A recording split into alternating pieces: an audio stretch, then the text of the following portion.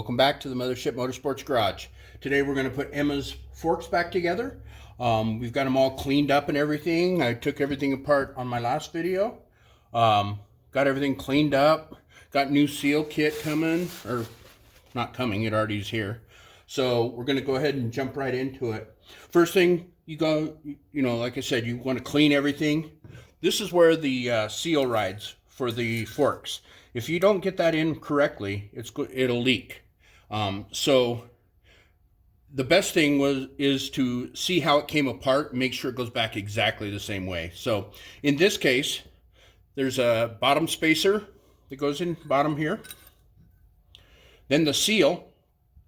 Now the way the seals are made, this is I can't remember this is a better seal. You can see on this side there's it's flat, and on this side it has the canal.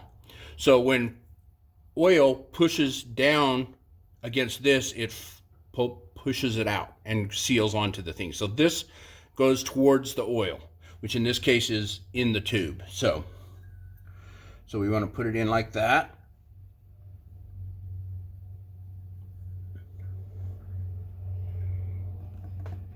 Nice and tight. Make sure it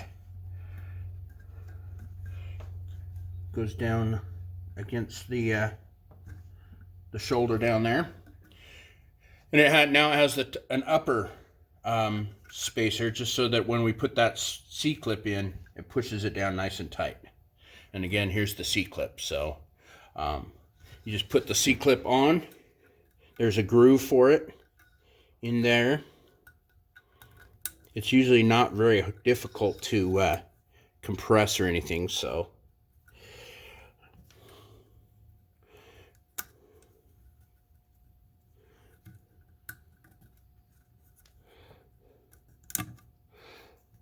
and then it'll snap in. Make sure that it gets in that groove nice and tight. You don't want it coming out.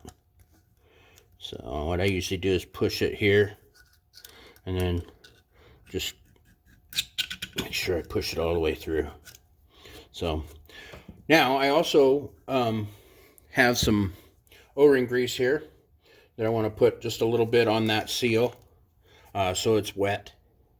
You can either use O-ring grease or the fluid that the seal is going to be sealing against, which in this case would be fork oil. But I'm just going to do it right here like this, because this is going to slide over the fork tube. So alright, so we got the seal in and the snap ring. Next we want to insert the dampener rod, which is right here. This is the dampener rod. It has a spring. The spring, it doesn't matter which way the spring goes because it's not progressive in any direction. So it just goes on, and then it goes into the fork tube. Now the fork tube has a big end here, and I don't know if you can kind of see. No, let's see if I can. In there you can see that there's a shoulder. So this is the little end, is what I call it. So it goes in the big end with the bolt facing down, or the small end facing down, and it should come out like that. All right, so now there's what do they call this thing again? The oil lock piece, and it just slides onto the end like that. Now, this is where having that special tool that I made in the last video comes in handy again. Basically, all it is a broomstick that's been sharpened so that it can go into the end of this damper rod. It's basically what we're going to end up doing is screwing a screw into the end of this, and this is the problem. It rotates. So this is a way for me to push in to the damper rod and hold it in place. So I'm just pushing it nice and tight. Now the whole assembly goes into the slider tube. And it just slides on. Get it nice and straight, and once you get it going, it'll just slide all the way in. And what it does is that's going to push that damper rod all the way to the bottom here, where you put this cap screw. This is a 10 millimeter extra fine. It's actually kind of a hard bolt to find, but they are out there. 10 millimeter by the thread pitch is 1.00. So I have my Permalock here, my thread locker. Just put it, drop. I like to go all the way down, but you don't necessarily have to. And then it just goes in the end and screws into that damper rod, which has now been pushed into all the way down the slider tube. So let me zap this in real quick with the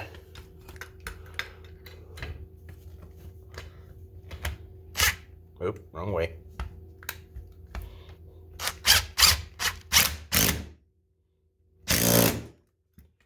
All right, we got it in nice and tight. Then you can wiggle out your fancy dancy broomstick tool, and we've got that all set up there. Okay, so next thing we got to do is put the spring in and oil. Now this one, I need to find my O-rings. Where did I put them? Good question. But I've got oh, I know where they are. Hold 1 second. Right here. All right, so this little screw, let's see if I can hold it that way, goes into the end of the fork right here. And that's actually a bleed screw, a drain screw. When I did it the first time, when I pulled it apart, that drain screw takes way too long. So I just pulled it apart and didn't necessarily use the drain screw to drain the oil. But that is actually the way to do it. I'm going to get a little tiny, let's see if I got the right size here. I think it's a 4 millimeter. Yep. So it's just a 4 millimeter O-ring that I put on there. And that's just to seal that, because I don't want that leaking. Oop. I'll just tighten that in. It's just a screw.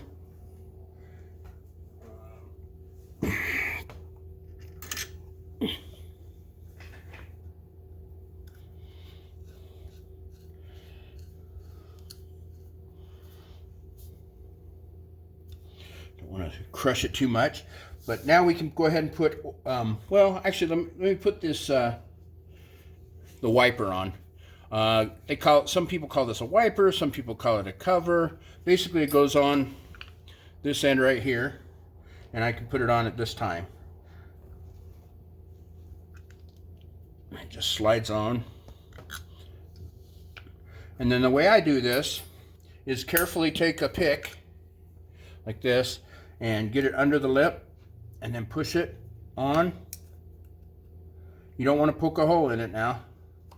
And then just walk that lip around. Oop. And make sure that you get it, just walk it around like that. And make sure that it's all set, and then it should slide on down. So there we go. There's your travel of your fork tube. Next we're going to put the spring in. So now the spring, it has the two ends. One is bigger than the other. You can kind of see it. I'll measure it for you with the caliper just so you can see the difference. So this is what's considered the big end. And as you can see, it's about well, I'll do it in inches, 1 inch 50 thousandths. Okay, and then this one, as you can see, is a little smaller. It's about 983 thousandths. So this goes towards the axle. The small end goes towards the axle, which is at this end of the fork. So putting it in, it just goes in like that. see, it just goes in like that. All right, all right. So as you can see, that spring is in there. Now, in order to get the cap in, after you put the oil in, you pull the fork tube. See, as you can see, the fork tube slides up. That's how you'll get that bolt in. So let me move over to my vise so I can hold this in, and I'll show you how much oil we put in. There we go. Those are my soft jaws. You don't want to mess up this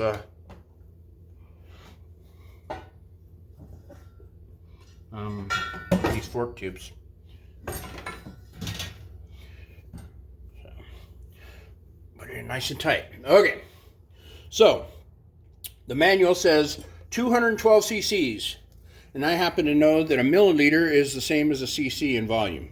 So you get a good quality fork oil, and we'll fill it up. I'll do the so I have 150, and then 62 will make the total 212. So I'll do the 62 first. So we'll just a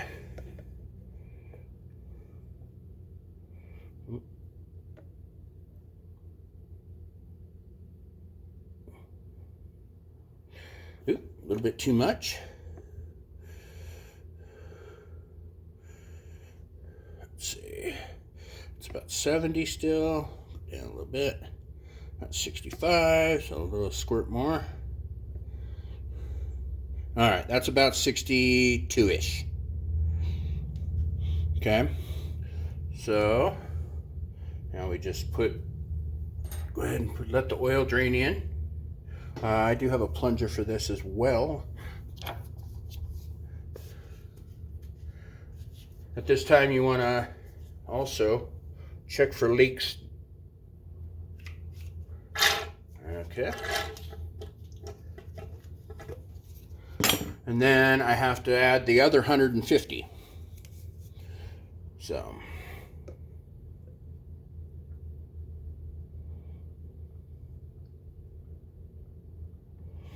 all right, there we go, 150. All right, put that in there, let it drain in. Give it a little incentive here. Again, you want to check for leaks, make sure that you're not leaking anywhere. It shouldn't leak, especially if you got your drain plug in nice, and that Allen screw. So those are the two places it could leak. So, all right, set that aside for now. Clean it up. Okay, so at this point, the only thing left to do is put the cap on. When you do the cap, since this is an adjustable, it has a center screw there. Let me grab a screwdriver real quick and I'll show you. So this is where you can adjust your travel of your shock, or the stiffness of your front forks. So there's just a little screw in there, and as you can see, you get it set up right there. As you can see, it turns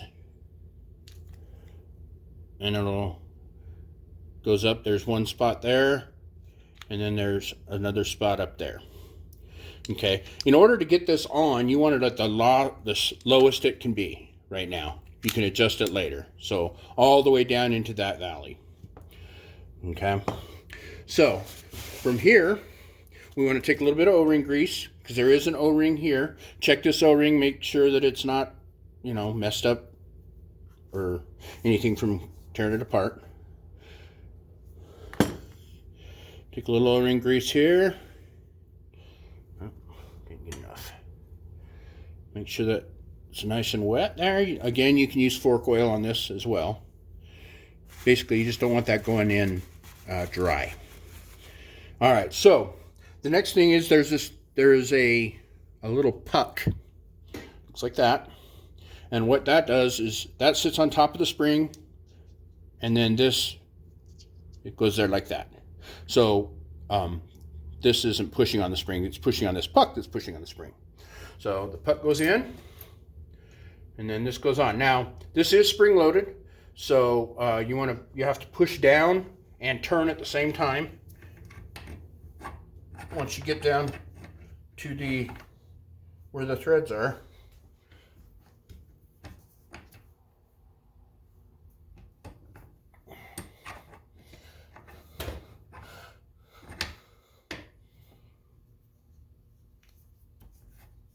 there you go. All right, once you get it started, then of course you can use your 22mm wrench and zip it on. And then you just want to tighten this as best you can, nice and tight. I don't know if there's a torque spec. I'll have to look and see. But when it's in the vise, it's not real easy because it's a soft vise. So, all right, guys. So there we go. We've completely rebuilt Emma's front fork tubes and put new seals in, and ready to go back on the bike. I've got to get the head unit set up, cleaned up. I didn't have a chance to do that yet, but I did order head bearings, triple tree bearings, whatever you want to call them. I can show you.